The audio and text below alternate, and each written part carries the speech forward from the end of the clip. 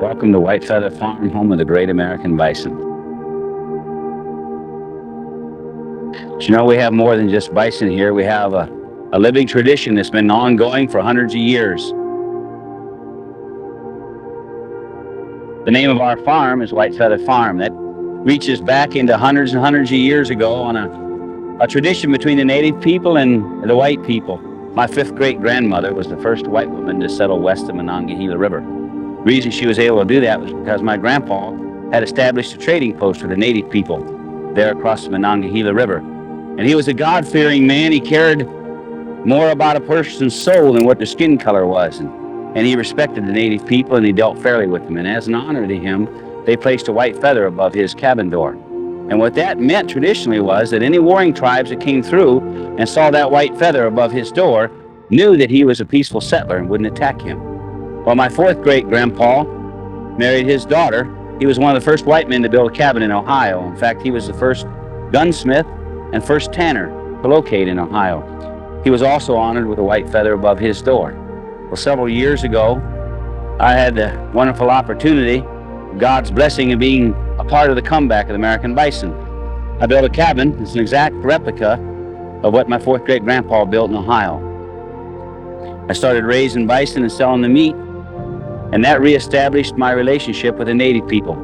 We have Cherokee and Wyandot blood in our veins, but we'd kind of forgotten that over the years, and I'm so thankful that the bison came into my life and I've renewed those relationships. I was honored with a white feather above my door by the native peoples. There's a white feather above my cabin door, and there's a white feather above a cabin door in Cherokee, North Carolina. And so really what we're talking about here are traditions. And that's really what bison are. They're a tradition that God gave to this country thousands of years ago. It was his gift to the people who lived here. It meant everything to those people. It provided every product that they needed to survive, from hairbrushes to teepees to meat to arrows for their bows to every possible utensil you would need to survive. God provided that to the native people with the bison. It's probably one of the finest animals in America as far as I'm concerned. Hundreds of years ago, bison were a magnificent animal here in this country. They were very large animals. They survived in all types of weather conditions. It could be 20 below zero, or it could be 100 degrees outside, and they never sought shade. And God created these animals to survive in the open. But what happened was most of the bison were exterminated at the turn of the century. The several men decided they hated to see the bison pass off the face of the earth. So they captured a few of them, and the herds we have today are the herds that were established by those men. My herd here at WhiteFeather Farm has been in Ohio for over 30 years. That herd extends clear back to Sitting Bull, the native people. So we're part of that tradition and part of that heritage. And what happened at the turn of the century, where most of the large animals were slaughtered and taken away, and the only ones that survived were the smaller, swifter, really scrawnier animals. And that's the genetic pool that we have to work with today. So what we've done here at WhiteFeather Farm, we've tested and blood typed, and we check every allele group each time we slaughter. And we've taken those allele groups and we use those in our breeding program and select bulls and cows that will manifest those allele groups. Through that, we've ended up with a superior bison here. Normally a bison reaches 1,200 pounds by the time he is 2 to 3 years old. What we've accomplished through our genetics here on the farm, we have animals now that are 14 to 18 months old that reach 1,200 pounds. And the reason we're involved in this end of the business this way and put so much emphasis on quality is because we're God's stewards here. And I so appreciate being a part of the comeback and so appreciate being able to handle and to raise bison that I give my whole heart into supplying the American public with the finest product I can actually put on the table. What you've just seen and what you're about to see are the grassroots beginnings of not only the WhiteFeather story, but the Bearded Butchers themselves. Without the vision and dream that our parents had, we would have never entered into the butcher business.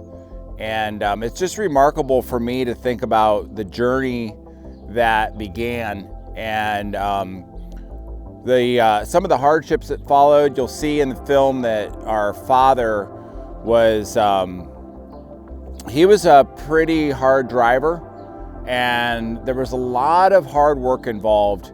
And throughout the 30 years that ensued and where we stand today, we have produced what would be easily in the millions of pounds of meat through our butcher shop.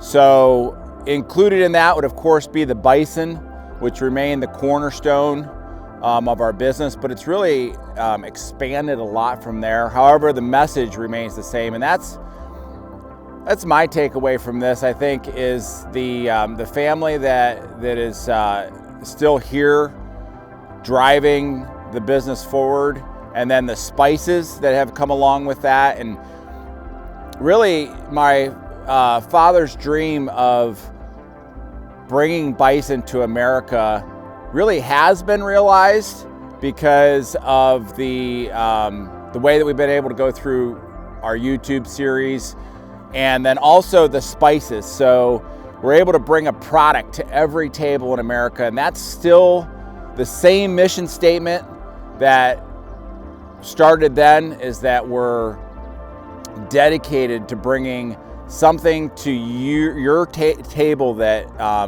we wouldn't feel comfortable putting on our table, won't ever reach your table. So just how much the messaging aligns still today is one of the remarkable takeaways for me. But it's a really interesting look back, something we hope you enjoy, and we think you should settle in because you're really going to want to watch this.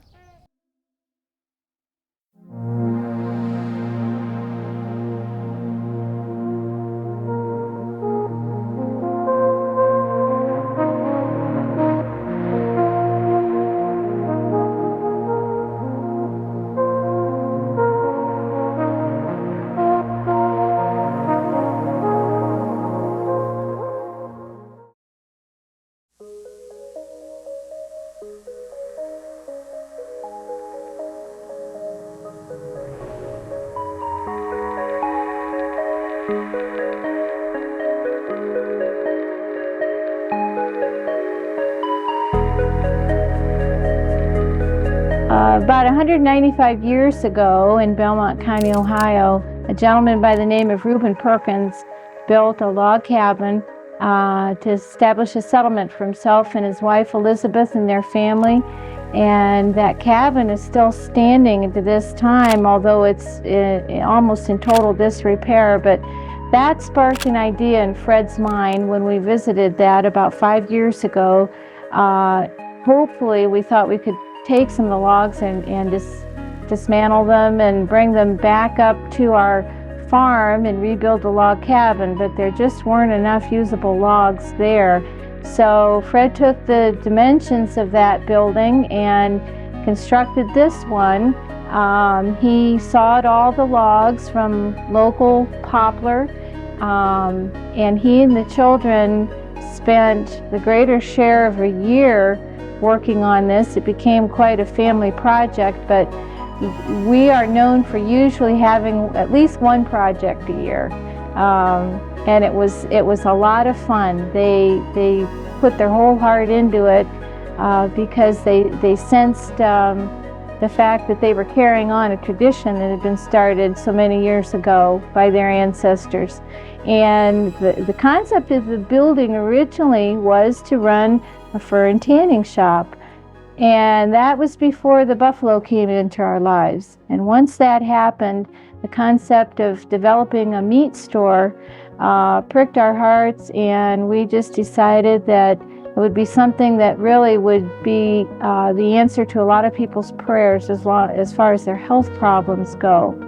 And through that, we've been venturing out into different areas. We've gotten orders from all over the country for the meat. We run a very good mail order business, and that's the part that really is encouraging, and you know in your heart that it's doing a lot of good things for people's health. It certainly isn't your average meat store. Most people come here and they expect to see something on the order of a modern deli, lots of chrome and glass and shiny surfaces, but I think what they really find they enjoy and appreciate. It's unique and it recaptures a lot of historical flavor that people never realize that they miss so much. And they can come into our shop. We could show them artifacts that have been native to the state, reproductions that are very good quality. We can show them buffalo hides that we've tanned. And I think when they leave, they have a sense of gaining more than what they'd ever hoped to discover when they were on their way to come. It's just a unique experience in itself. The fact that we've had people from all over the world not only coming by, not necessarily just to see the buffalo, but just to visit a family that has had their roots in this country for over 300 years. We have been so blessed. God has just really answered our dreams. We have 6 children, and what a blessing to have just been able to get to know each child as an individual. Our oldest son is Sean, our oldest daughter is Shannon, and our middle daughter is Sarah, our middle son is Seth, and then we have a set of twins, and their names are Scotty and Stacy. You know, Fred has a statement, and I think it really hits home. He calls us the comebackers, and I certainly think that's what we are.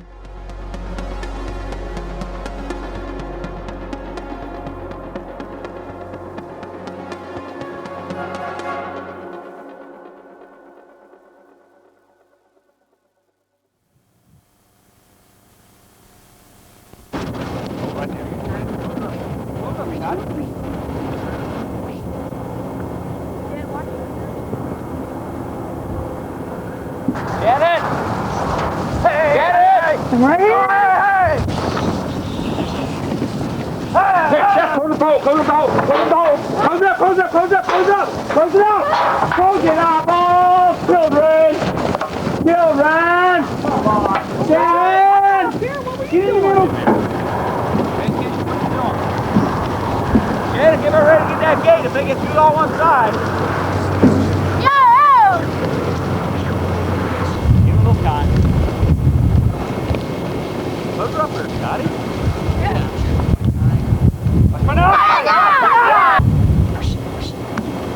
That was a chance of a lifetime, but you and Shannon blew it. Get up there in the middle this time, Shannon. You could have turned every one of them.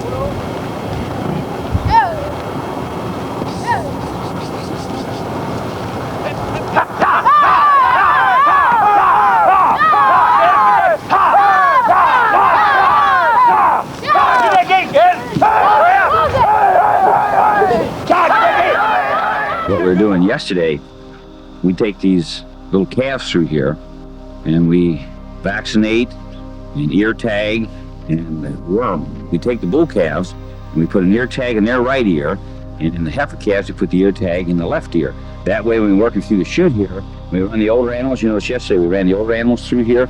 We could just look really simple where the tag was in the ear.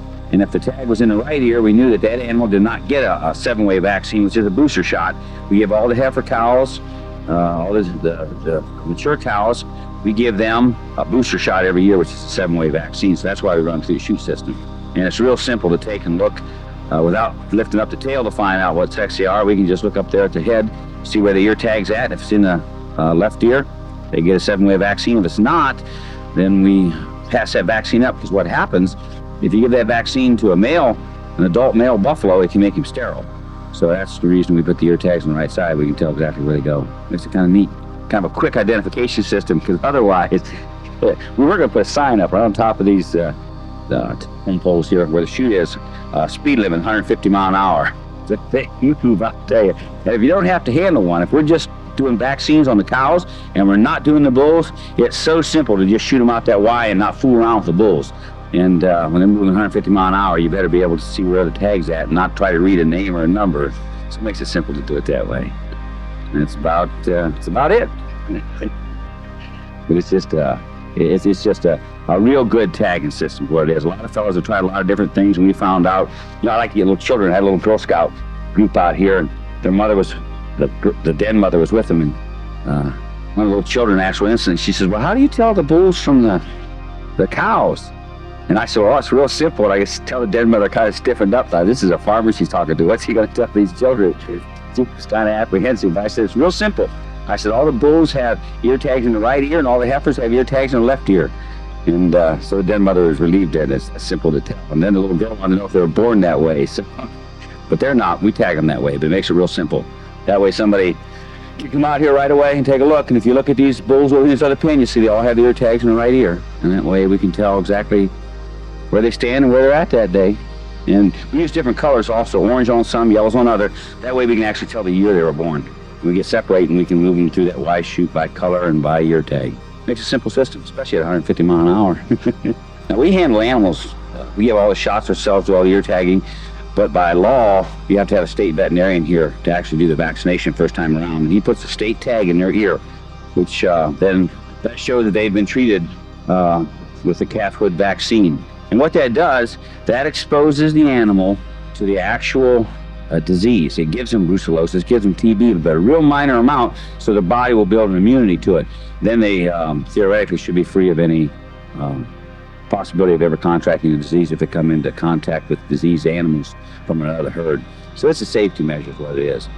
But I found out there in Yellowstone, those animals got brucellosis, but it looks like they have a natural resistance to that. And they had an initial outbreak of it, and some of the animals aborted their calves, which is the result of brucellosis. But now it looks like the buffalo have healed themselves and they're calving again. So that's kind of interesting to see what that'll do. They're a hardy creature, and that's nice to see. I'm glad to see what Yellowstone's doing out there. But we don't take those kind of chances. We vaccinate them when they're little, but we can't afford to lose any of the brucellosis. Makes a real neat tagging system. And ironically, people see us run these animals through the palpation cage, and they see these great big bulls, and they think, well, it's just terrible to run one of these big bulls through the chute. And it is. It's a lot of work, but it's harder to handle those little calves. I think those little calves can jump twice as far as their mother and twice as fast, and they're twice as hard to handle. You'll see them this morning as we come through here. You get one of them locked in that cage, and if you don't get his head caught right away, they just spring up, and it's like a bunch of turkeys inside a cage somewhere. They just jump everywhere. We had one yesterday, almost jumped up on top of the chute there. And they're all broken-hearted this morning because we separated them yesterday, and they're all snorting around like a bunch of little pigs because they miss their mamas. But we're waiting on the veterinarian. As soon as he gets here, we'll get them turned back out with mama. And mama will be happy, and they'll be happy, and maybe they'll settle down a little bit. But we try to minimize as much stress as we can on the animals when we work them.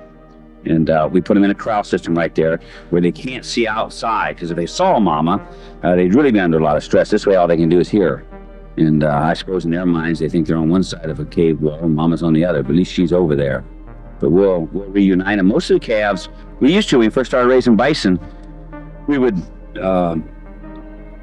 wean the calves one time a year, all of them, take them off of their mothers. But we found out, as long as the animal's fed well and the calves are fed well, when they get about 7 or 8 months old, mama weans them anyway. She'll take them off of herself. So we've kind of moved into that system more and more. We quit taking them off mama personally. We just let them stay on mama until she tells them no more milk. And that's worked real well for us. The older calves in there, some of those are 7 or 8 months old, they've already been weaned. They're not snorting around at all. But if you hear the other ones snorting, the ones that are snorting, those are the ones that still are nursing off of mama, and they're not happy at all. So they'll give us the hardest time going through here. They'll be bawling and snorting, and mama will be snorting and bawling on the other side. So it might be a little exciting. We'll see. And then after we're done worming the calves and vaccinating, we're going to turn them back in with the cows, and then we're going to let them go for a little romp down through the pasture. They'll be glad to get away from me. They'll be angry with me for a few days. They take a while to forgive me, but they don't know it's for their own good. You know, you gotta, when they're confined like this, you have to take care of them. And I always apologize to them, and a couple of days later they forgive me. But I got a couple of them right now. When we wormed them, we have old, we call her, she's number 29, but she's just an evil old thing. And we couldn't figure out why she was so evil yesterday, but here she was on this side and her calf was on the other side, and they could see each other, and that just didn't, and I was in between the two. So mama said, remove him. So she's not happy with me even today. Her calf's still in here, and she's not happy with me at all. I walk out there, the tail goes up, the head goes down, Freddie goes out. So I'll be glad to get the calves back in there. So I invite you to come along on a sunshiny day. Go with us 150 miles an hour. And if anybody's got enough nerve, they can come over and ride a buffalo. I'd like to see that myself. In fact, I was thinking of setting up grandstands out here sometime and charging $5 a head and find somebody will ride one of these coming out of that chute. That'd be an interesting experience. I'd get some of these bull riders from the cowboy shows to come out here and see if I can talk one to getting on one. See how long he'll stay on there. But it's truly a fascinating creature. It really is. I have a lot of respect for him. And by running them through that palpation cage, they learn who's boss. And I touch them inside there and I talk to them and they have to show submission to me. And that works better all the way around. After I've handled them once like that, they realize once a year I give them an education course that I am the head buffalo, that I am the boss out here. And this is a pretty good training tool. And I like running the little calves through there at least twice a year, just simply because they get in the program. And bison are so smart, they don't forget anything. I mean, they're like an elephant. They do not forget. So once they've been through the handling system, once they've been through the chute, they know what's happening, even though they're, I wouldn't want to say frightened, yet they're contrary. They're used to the program. And if you notice, if you see some of this on film, some of those cows, once you got them locked in, they weren't too happy, but they've been through this chute a dozen times and they're used to it now. And they'll just kind of walk down the lane and walk in there and they know what's going to happen. And they stand there and let me give them their shots and put up with me. And I think, oh, the younger ones, it's all new to them, and they want to escape what they want to do. But after 2 or 3 years of that, they get the idea, they get the picture, and you just have to be able to think quick and move fast, and you can be in the bison business. Kind of excited to see this old cow with the bent horn be the first one to have a calf this year, because ironically last year she was one of the last cows to calve, and there was something wrong with her calf. It just couldn't stand up. It was wobbly.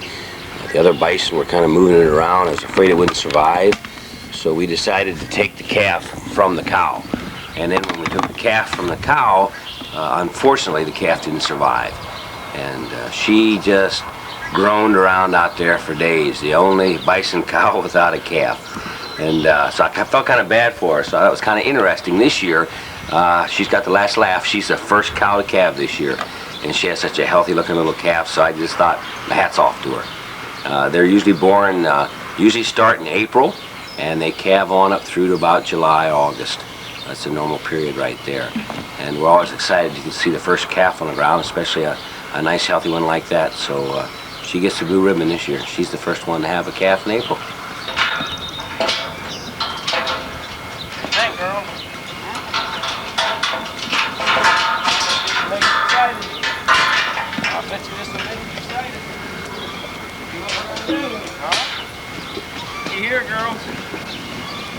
What we're gonna do. What do you think there, old mean number 38? Huh? I see you're right up here. I see you're right up here, ready to go on out, eh? Well, just let me check the fence and I'll open it up for you. You know, like this. You take a little walk here. Oh, you'll like this.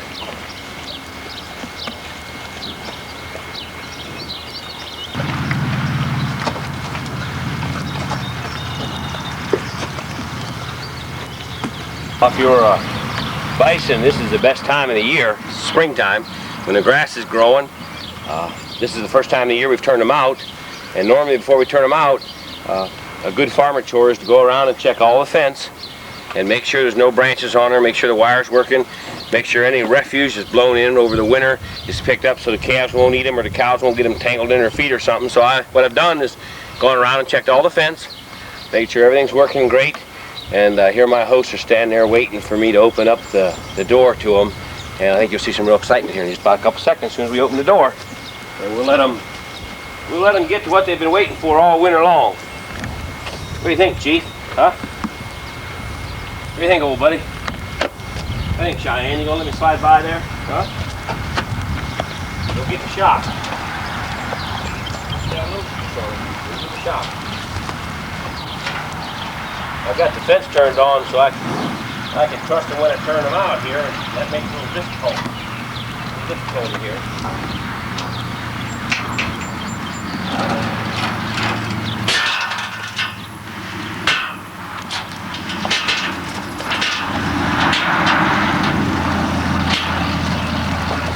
Okay, girls, all yours. Good time.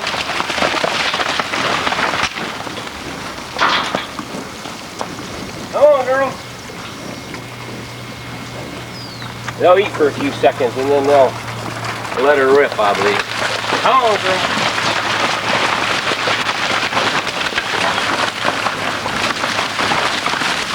Come on.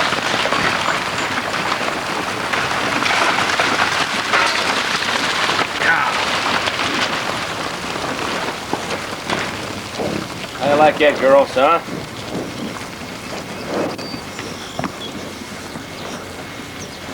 Mama leading her new calf across the creek down there. Yep, there he goes, right in the water. Cute little boogers. He was just born yesterday. He doesn't know what green grass is, but Mama does. He doesn't even know what green grass is. He'll like this. Oops, come on, little boat.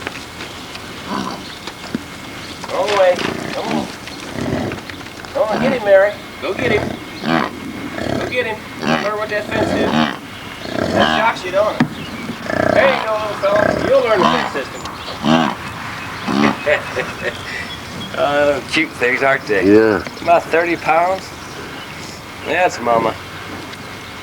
Yeah, now he'll find out what grass is.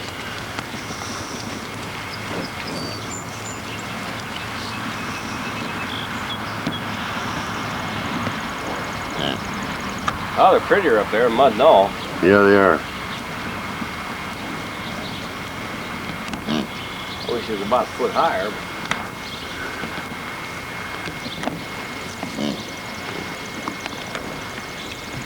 You know, they're more interesting. You come out, of course, that's buffalo. Normally they come out and they just go round and around and around, all excited. You give them half hour, an hour, they'll realize they're somewhere different.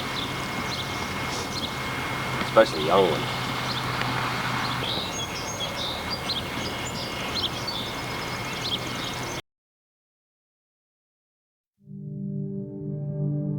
I think the most interesting thing living on a farm is you have a sense of freedom.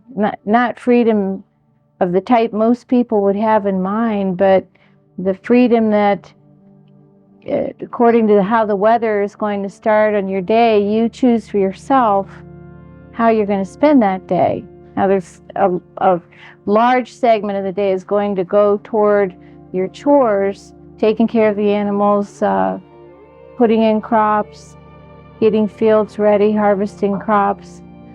But it's your choice to take that time and reap from it what you can, and then as soon as that day's work is completed, you may have several hours left in the day to yourself. You may have, if the weather's not too good, you may have several days to yourself that you can just spend time with your family, spend time on a hobby, or just enjoy the farm life. Seems like I'm always looking for time to try to just sit down and pick up something to read just for relaxation. It's scarce thing to do around here, but you seem to cherish your time more so. It's a lot more precious to you than living in the city or having a 9-to-5 job. You just seem to take each moment, instead of just existing, you live it. And I think that's where the children have really grown in their character. I can see changes in them just in such a short amount of time, in the way that they take everything as a challenge rather than a burden. And that's something I really appreciate in them. It's just a sense of knowing that they're needed, and out of that grows that sense of responsibility. And through that, they've learned some excellent work habits, even at their ages. It's not unusual for any of them to have be able to tell their children they started unloading hay wagons when they were 4 or 5 years old, even if it was the type of thing where they just sat on the top bale and ran into the house to refill the cooler with cold water. Just a sense of belonging, I think, has really added to their growth and their personalities. It's something that gives them a special quality, I think, is really unusual, especially in today's youth. The children always know that when there's time off, it's something that they will cherish all their lives. In fact, one high school friend made a statement once that she couldn't quite understand, having known the way I grew up, why I would deprive my children of so many of the things in life. And it's something I've really appreciated over the years, that it isn't things that make people happy, it's experiences, it's that interaction and that love that they share as a family, whether they're fishing or just gathering firewood, riding their bikes, getting the horses out, cutting the grass, weeding in the garden. It's just that interaction of knowing that they're spending time together and helping each other, and that's what memories are made of. We have 32 different cuts of meat that we offer here in our meat store, and we offer through our retail outlets and restaurants. It's the finest red meat in America. It's the leanest red meat in America as far as I'm concerned. Our slaughtering process is done by a family operation. It's all government inspected, and to be truthful, we won't put anything on your table that we don't put on our table. We're not only concerned about the spiritual welfare of America, we're concerned about the health of America. And what that means to us is quality meat product. Everything we do in the meat business is designed for your health. Our product is lower in fat and cholesterol than chicken and turkey. It's the leanest, finest tasting red meat that you can find in America. It's kind of interesting how we got to where we got. We offer 32 cuts, as I said previously, and the reason we offer those 32 cuts is because people came to us with heart problems, with digestive problems, and they asked that we might supply them with a product that they could eat that's healthy for them. And I can guarantee you here at WhiteFeather Farm, every product we sell is chemically free. No nitrates, no preservatives. The animals are raised all natural. And everything we have that you see in a package here is superior to any product you'll find on any grocery shelf, because we care for your health. We've maintained the quality and we've maintained the taste. And I think we're really leaders in America. And we plan on being a pioneer in this industry, just like our ancestors were pioneers. That blood that flowed through their veins still flows through mine. And I'm going to be one of the #1 in the buffalo business here in America. Appreciate you coming to the farm. Appreciate you taking a look at what we're doing. I'd invite you to come out anytime, Monday through Saturday, 10 to 6. And you can just get a hearty handshake from us, a warm smile, and you can go home with the finest red meat in America.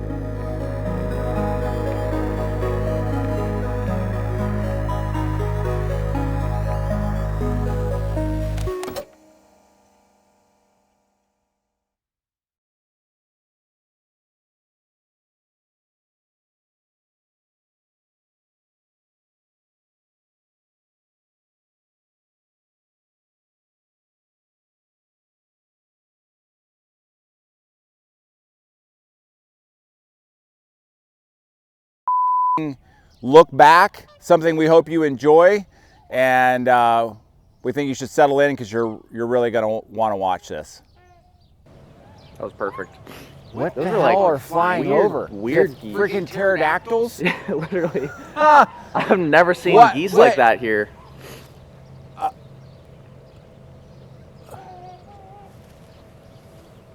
They're like actual, not Canadian geese, but geese. Are they trying to land? Maybe.